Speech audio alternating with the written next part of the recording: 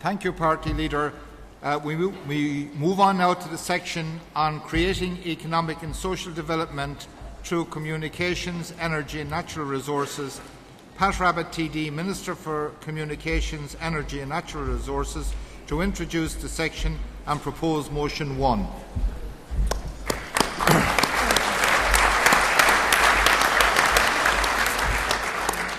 Thank you, Chairman.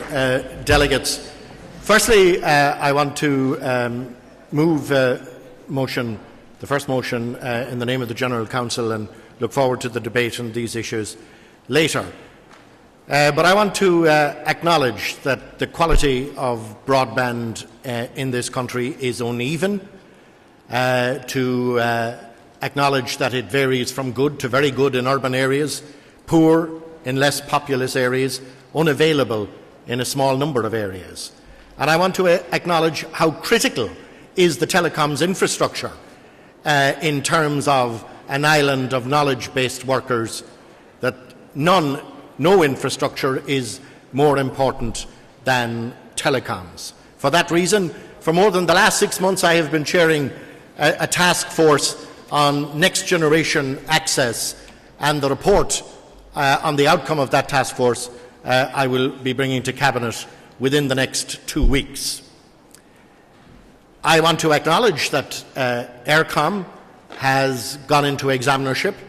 I don't want tonight to go back over the history of what has transpired in Eircom since privatisation, but I'm assured by the senior management, with the support of the lenders, that the investment that will be necessary in the continued rollout of fibre will continue when that company comes out of examinership. I also want to refer to the fact that digital switch-off will happen later this year on the 24th of October. That's not just about raising badly needed money for the Exchequer, which it will do by auction, but it is also about releasing very valuable spectrum to enhance the quality of broadband throughout the country. In that regard, I want to refer to the decision that I announced a few weeks ago on the rollout of industrial strength broadband to every second level school in the country.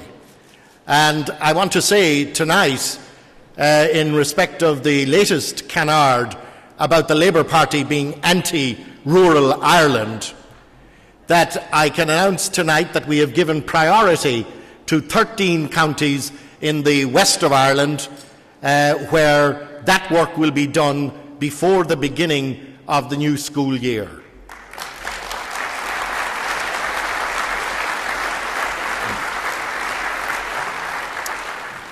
In that regard, I want to acknowledge the help of my colleague Ruairi Quinn in achieving that in the times in which we live, because undoubtedly it will transform the learning environment, both for teachers and for students who will now be able to upload and download content at will.